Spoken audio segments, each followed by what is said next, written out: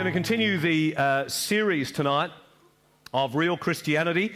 This is part 2 on acceptance. And this series is based on a book called Unchristian by David Kinnaman. I encourage you to get a hold of it. It was a summary of research that has been done in America by the Barna Foundation into young adults. And thousands of young adults at the ages of 16 to 29 were interviewed for this research to find out what they thought of the Christian faith.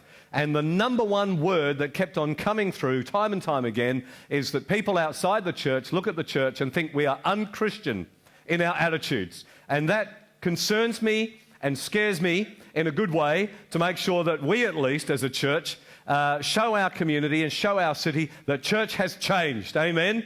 And that God is not presenting the attitudes that is sometimes presented by the church or by Christians. There were 6 main areas that came up as points of skepticism raised by those who were interviewed. One of them was that they often viewed the church as hypocritical or Christians as hypocritical. And we touched on that last week. And if you missed that message, I encourage you to get a hold of the CD from our resource centre because it was a really good message, wasn't it?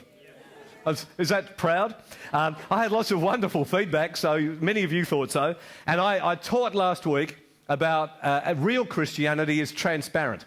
Transparency being the opposite of hypocrisy. And I encourage each and every one of us, let's just be real, okay? Let's not pretend like we got it all together, because we haven't, you know. And it's when we pretend like we got it all together and then people see that we haven't got it all together, that's when they say, oh, look, hypocrite. But if we're just the real deal and we don't pretend anything, you know, then people won't be surprised when they see the flaws in our life and in our character and so on and so forth, because we never ever presented ourselves as people that are perfect and have it all together. That's a summary of last week's message.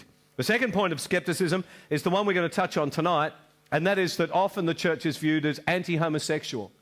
Number 3, we're going to look at it in a couple of weeks' time, because we've got baptism and kids services next weekend, often too focused on getting converts.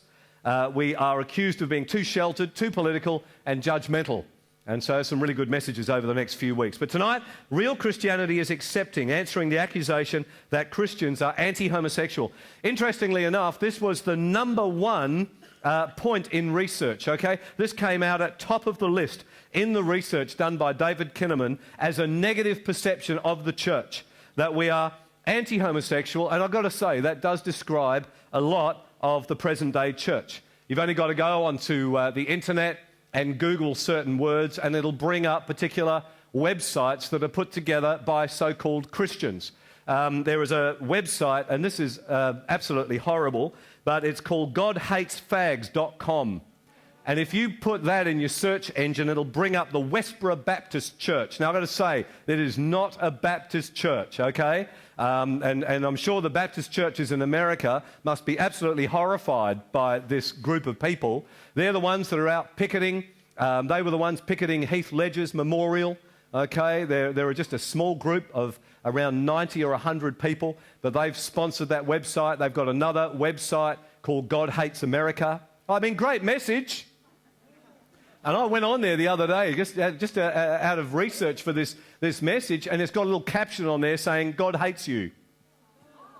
Well, that's life-changing. Christians' criticism of gay people doesn't just drive a wedge between the church and the gay community. We've got to understand that many people that are heterosexual in our community are not anti-gay, and so when they hear an anti-gay message coming from the church, it actually drives a wedge between Christianity and them as well. And so this is a highly destructive message. Now, I have put a disclaimer in your notes. This message is not about making a moral statement on homosexuality. So if you've come along for that tonight, you're going to be really disappointed. I think there's been enough said on that subject, quite honestly. And tonight I hope to bring a refreshing and biblical approach to this subject. This message tonight is all about developing a real Christian attitude to the GLBT community. Now, let me just tell you what those letters stand for. This is actually a fairly well-known term, particularly amongst the gay community, but many other people might not know about it. GLBT, G stands for gay, and it talks about guys whose sexual orientation is toward the same sex. L stands for lesbian, and it is about ladies who have their sexual orientation toward other women. The B stands for bisexual. They're people who find themselves equally attracted to both genders. And then the T stands for transgender. We had a speaker here recently, Cy Rogers, who shared his testimony. And if you missed those messages, I encourage you to get a CD of his testimony. And he found himself transgender. That is, someone who feels like they're the wrong gender, locked in the wrong body, okay? So he, as a man, felt like he was a woman locked in a man's body, all right? That's different from someone who would describe themselves as gay and lesbian. And so tonight is about developing a real Christian attitude toward these four groups of people within our society. In this message, I want to answer three questions. Question number one is, are homosexuals greater sinners? Are homosexual people greater sinners than heterosexual people? Did Jesus die for homosexuals? Question two.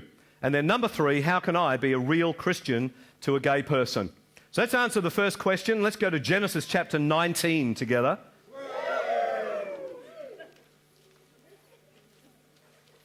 I love that. Genesis chapter 19. And we're going to read the story of Sodom and Gomorrah. Just to inspire you.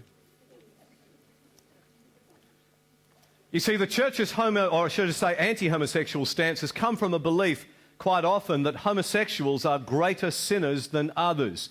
Is this the case? And sometimes this perception is taken from scriptures or stories like the one we're about to read here in Genesis chapter 19, verses 1 through 11, about the destruction of Sodom and Gomorrah. The two angels arrived at Sodom in the evening, and Lot was sitting in the gateway of the city, which inferred that he was one of the leaders of the city. All right? The elders of a city would sit in the gates of the city, and that's normally where they would conduct their government business. When he saw these two men, he got up to meet them, and he bowed down with his face to the ground. "My lords," he said, "please turn aside to your servant's house. You can wash your feet and spend the night, and then go on your way early in the morning." Which is nice, isn't it? He's just being very clear with his directions. You can come and stay, but I'd like you to leave early.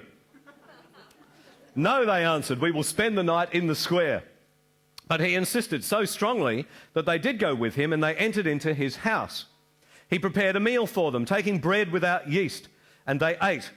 Before they had gone to bed, all the men from every part of the city of Sodom, both young and old, surrounded the house. They called to Lot, "Where are the men who came to you tonight? Bring them out to us so that we can have sex with them." Lot went outside to meet them and shut the door behind him and said, "No, my friends, don't do this wicked thing. Look, and this is horrendous, this next bit. Look, I have two daughters who have never slept with a man. Let me bring them out to you, and you can do what you like with them." What sort of dad was this? I've got three little girls, and I'm like, that would never cross my mind.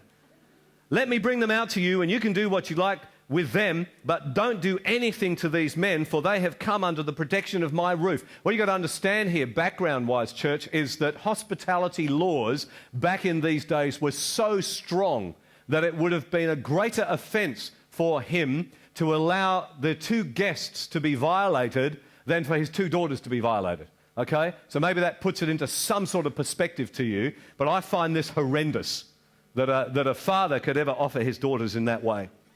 In verse 9 it says, "Get out of our way," they replied, and then they said, "This fellow came here as an alien," which means from a different part of the country, not from another planet, "and now he wants to play the judge. We'll treat you worse than them." They kept bringing pressure on Lot and moved forward to break down the door. But the men inside reached out and pulled Lot back into the house and shut the door.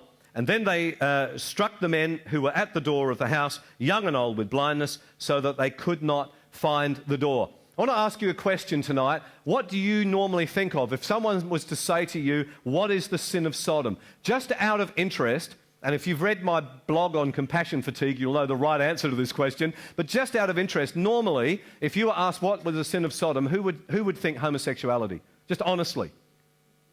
Okay?